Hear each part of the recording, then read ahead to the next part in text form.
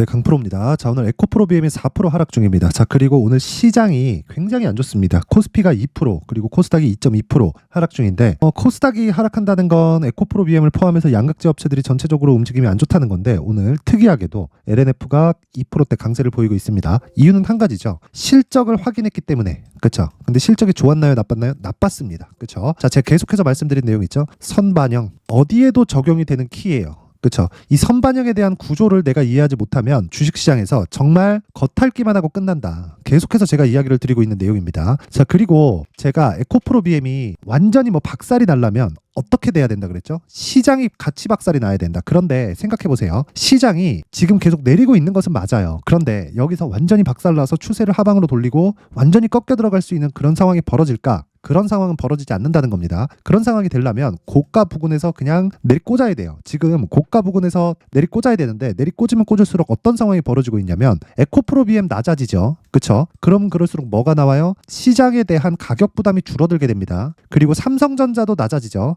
그렇죠? 그럼 뭐가 나와요? 가격 부담이 줄어들게 됩니다. 자, 그럼 여기서 미증시를 딱 갖다 붙여서 우리가 생각을 해보면 엔비디아 오늘도 강세를 보였고요. AMD 같은 경우에 오늘 8% 상승했습니다. 자, 그러면 지금 내리고 있는 하락하는 그 요인은 에코프로 BM이 비싸다 싸다 그 이야기가 아닌 겁니다. 자, 한국 시장만의 고유의 악재가 존재한다. 그게 태형건설이에요. 태형건설. 자, 태형건설이 엄청난 기업이라서 한국 시장에 영향을 엄청나게 미치고 있다. 이게 아닌 겁니다. 태형건설로 인해서 그쵸 추가적으로 채권 쪽에 위험이 갈 수 있고요. 그럼으로 인해서 우리가 채권에 대한 부분이 터져 나갔을 때 증시에까지 수급적인 영향을 줄 수 있기 때문에 지금 조정이 계속 진행되고 있는 건데 그런 조정도 오늘이 거의 마지막이라고 보시면 됩니다. 보통 투매가 2번 나와야 되는데 일단 어저께도 장 초반에 투매가 한번 나왔고요. 오늘도 거의 투매급의 움직임이 나오고 있죠. 그쵸? 이런 부분을 감안하면요. 이제는 저가 구간에 왔고 여기서 제가 계속해서 말씀드렸어요. 제가 이거 12월 달부터 말씀드렸는데 에코프로 BM이 추가적으로 하락하더라도 26만 원을 이탈하기는 어렵다. 그리고 26만 원을 이탈하기 위해서는 에코프로 BM이 자력으로 하락하는 게 아니라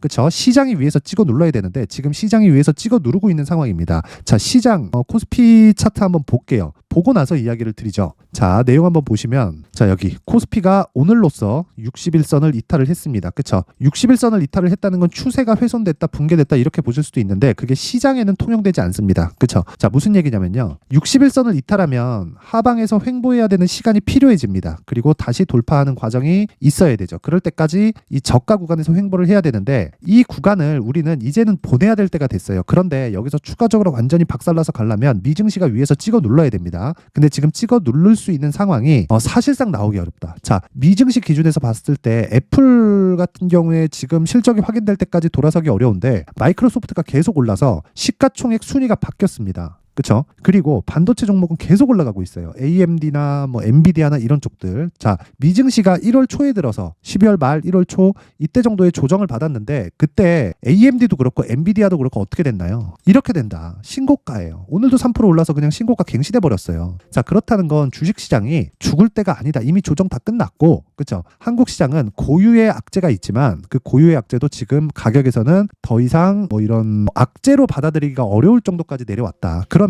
답은 하나예요. 지금 우리가 그쵸? 가격대를 정확히 설정해서 보자. 그 얘기 말고는 정말 중요한 게 없습니다. 그쵸? 자, 그래서 그 가격대에 대해서 집중을 했을 때 제가 선반영 구조에 대해서 이야기를 드렸고 그 선반영 구조에 대해서는 다시 말씀드리지만 신고가부터 진행이 됩니다. 자, 그러면 다른 신고가 종목을 어떤 식으로 매매했을 때 어떤 매매를 할 수 있는지 한번 체크해보고 제가 에코프로 BM에 대해서 다시 이야기를 드릴게요. 자, 오늘 그쵸? 1월 17일이에요. 그리고 여기는 강프로의 무료 소통방이고 지금 1700분 정도가 함께하고 있습니다. 자, 내용 한번 보면 1월 17일 대한해운 시장가 매수 8시 50분 그쵸? 장 시작 전에 진행이 된 내용이고요. 그리고 대한해운 자, 내용 보시면 오늘 26%대 강세 구간에 들어왔습니다. 하루에 거의 한 20% 수익 구간에 있다. 그렇죠? 장중 상한가가 나왔는데 이탈하고 오늘 상한가를 가도 되고 안 가도 됩니다. 저는 매수하는 그 시점 자체가 신고가를 기반해서 매매를 진행하기 시작을 하고요. 그리고 나서 하락할 때까지 팔지 않아요. 그리고 기준치 즉 보유하는 기준치는 무조건 2주 안에 내가 매도해도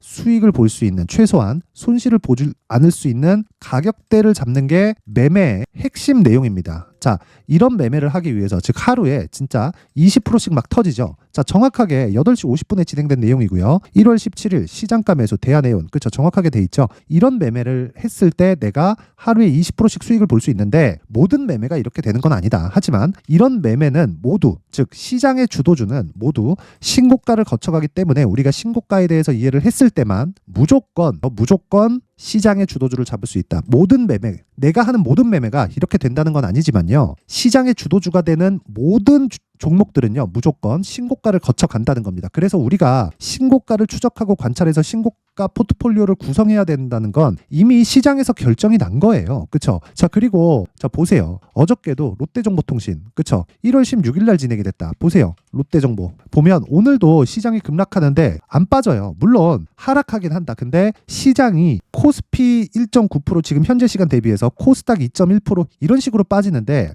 어떻게 됐습니까? 롯데정보통신 오늘 1.3%밖에 안 빠져요. 그리고 어저께 정확히 똑같죠. 신고가 종목은 그냥 시가에 사는 겁니다. 하지만 종목 선별에 대한 기술은 필요하겠죠. 가격을 정확히 잡아내야 되니까. 자, 그랬을 때 어떻게 돼요? 롯데정보통신 8시 54분 시장가 매수. 무슨 소리예요? 시가에 때려 사라는 거죠. 그쵸? 그러면 어저께도 그쵸? 거의 한 3%에서 4% 정도 수익 구간에 끝났고 신고가를 달성한 첫날이 그쵸? 요 날입니다. 1월 10일. 근데 이날에 원래 매수를 들어갔어야 되는데 제가 다른 종목을 한다고 못했어요.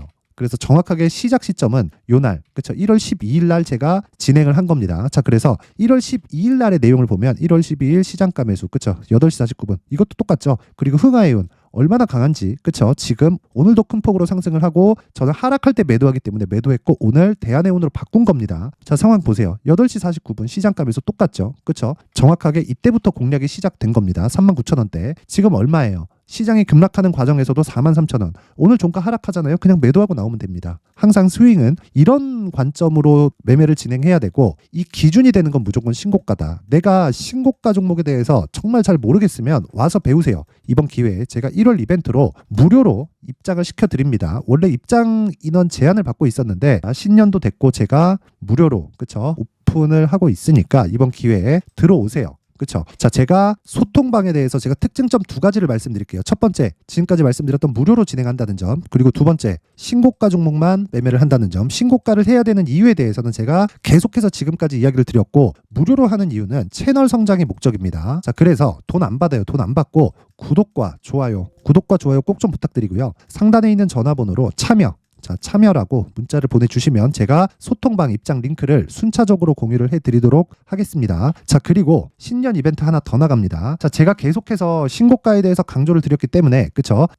그쵸? 흥하해운, 롯데정보통신 그리고 오늘자 같은 경우에 그쵸? 뭐가 나갔습니까? 대한해운 이런 종목을 지속적으로 추적 관찰할 수 있는 여기 신고가 검색기 그리고 여기서 나온 종목을 그쵸? 이런 식으로 매매할 수 있게 그쵸? 스킬에 대해서 기술에 대해서 제가 상세하게 준비를 해놓은 여기 수익 모델에 대한 내용까지 함께 준비를 해놨는데 이것도 채널 성장의 목적입니다. 그래서 구독과 좋아요 꼭 좀 부탁드리고요. 상단에 있는 전화번호로 참여라고 문자를 보내주시면 제가 소통방 입장 링크 그리고 신고가 검색기 여기 수익 모델에 대한 내용까지 함께 공유를 해드리도록 하겠습니다. 자, 다시 에코프로 BM으로 돌아와서 보면요. 자, 내용 한번 보세요. 오늘 4% 하락한다. 근데 시장이 그만큼 박살이 나 있다. 그런데 2차전지 양극재 업체 중에서 에코프로 BM이 원래 대장이지만 LNF가 며칠 동안 강세를 보입니다. 그쵸? 밑에 깔아놓을게요. LNF.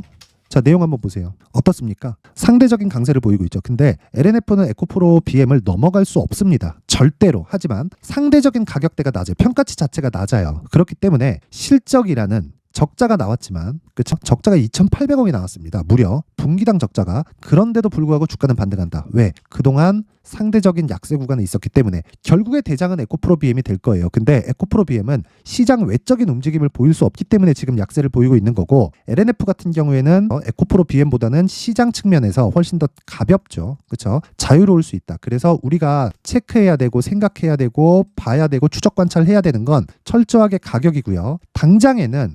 당장에는 여기 LNF의 주가가 상대적인 강세를 보일 수 있지만 최종적으로는 에코프로 BM에 의해서 에코프로 BM이 다 빠졌기 때문에 추가적으로 하락하기가 어려운 가격대까지 내려왔기 때문에 여기 2차전지 양극재 업체들이 전체적으로 반등을 보이고 있는 거고 에코프로 머티리얼즈까지도 반등을 보이고 있는 겁니다. 자, 그러면 2차전지 양극재 업체를 내가 공략하기 위해서는 에코프로 BM을 지속적으로 가격 추적을 해야 된다는 거고, 그 내용을 제가 여기 에코프로 BM의 가격 그리고 단기 보유 전략으로 준비를 해온 겁니다. 자, 긴 이야기 드리지 않겠습니다. 단기 보유 전략 2주 안에 내가 수익을 볼 수 있는 가격대를 잡는다. 이게 핵심이고, 이 내용을 제가 여기 20페이지에 걸쳐서 상세하게 준비를 해놨는데 영상에서 이야기를 드리면 너무 긴 이야기가 될 수 있고요. 한 2시간, 3시간 정도 이야기를 계속 해야 됩니다. 그래서 편의를 위해서 제가 이런 식으로 긴 내용으로 준비를 해온 거고, 이것도 역시나 채널 성장의 목적입니다. 자, 그래서 구독과 좋아요 꼭 좀 부탁드리고요. 상단에 있는 전화번호로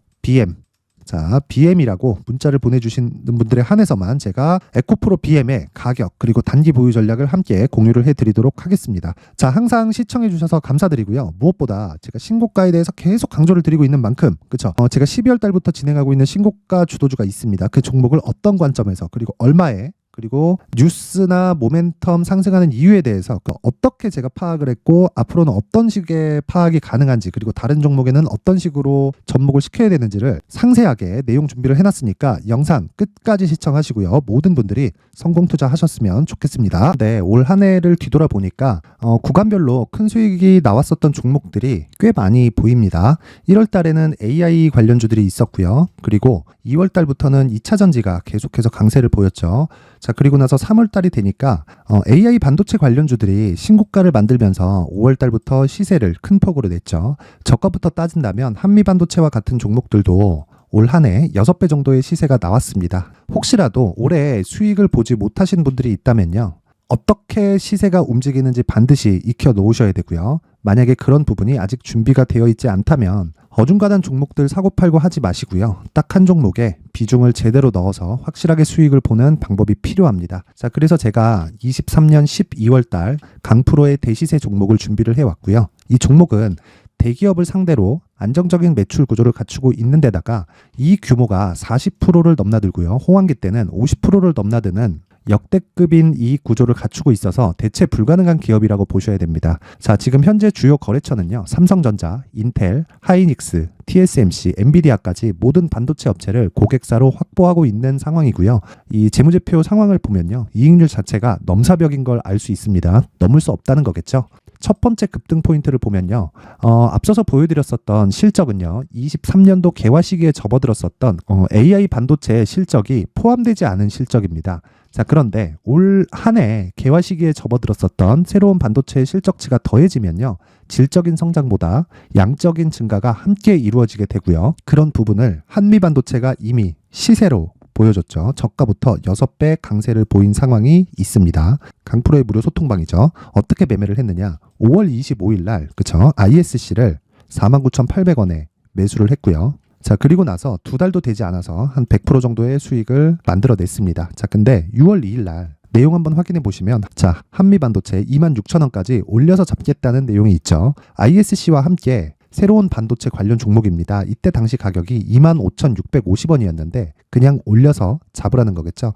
지금 현재 한미반도체 가격이 62,000원인 걸 본다면요, 항상 주가는요, 신고가 이후에 공략하는 것이 좋고, 그랬을 때 단기간에 100% 수익이 가능한 구조를 만들 수 있습니다. ISC도 그렇고 한미반도체도 마찬가지예요. 당연히 에코프로도 마찬가지입니다. 두 번째 급등 포인트를 보면요, 자, 개인용 PC를 비롯해서 서버, 클라우드, 그리고 우리가 사용하는 스마트폰까지 기본적인 PC 구조와 동일하고요. 새로운 반도체의 구조도 동일한 구조를 갖추고 있습니다. 자, 근데 한미 반도체의 상승 이유도요, 이러한 구조가 동일하게 진행되기 때문이고, 이 구조는 절대로 바뀔 수가 없습니다. 11월 달에 새로운 뉴스가 나왔습니다. 자, 온 디바이스까지 더해지면 비메모리의 사용처는 계속해서 증가할 것은 너무 당연한 이야기고요. 그런 부분을 감안했을 때 이 기업은요, 질적인 부분에 대한 성장이 아니라 양적인 증가까지 이룰 수 있는 상황이 된 겁니다. 한미반도체의 시세를 보면 아직은 굉장히 저렴한 상태를 유지하고 있고요. 세 번째 상황을 보면요, 엔비디아의 실적인데요, 이건 올해 초 대비해서 4배 정도의 상승폭이 나왔고요. 주가도 그 정도가 당연히 올랐죠. 주식 투자를 할 때는 예상하는 게 아니라 확정치를 보고 매매를 해서 수익을 낼 수 있어야 됩니다. 앞서서 제가 보여드렸었던 내용인 ISC도 그렇고요. 한미반도체도 그렇고 확정된 내용이 있었죠. AI에 대한 개화 시기에 맞춰서 삼성전자와 SK 하이닉스가 강세를 보이는 구간이 있었고요. 엔비디아가 강세를 보였습니다. 삼성전자도 그렇고 하이닉스도 그렇고 엔비디아도 마찬가지고요. 생각해 보시면 세력들이 어찌할 수 없는 정도의 사이즈를 가지고 있는 그런 종목들이죠.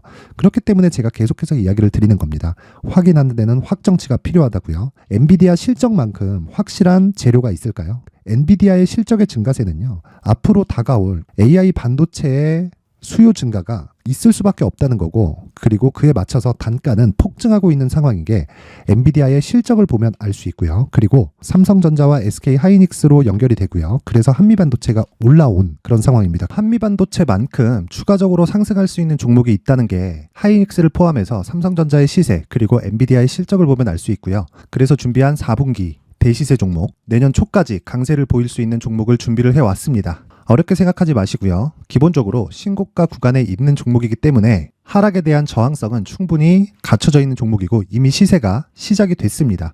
무엇보다 중요한 건 얼마에 사는 걸 텐데 제가 그런 부분까지 상세하게 준비를 해놨으니까 영상 상단에 있는 전화번호로 대시세라고 문자를 보내주시는 분들에 한해서만 무료로 공개를 하도록 하겠습니다. 매매하는 과정에서 수익이 잘 안 난다 하시는 분들은 이 종목 딱 받아가서 큰 수익 내셨으면 좋겠습니다.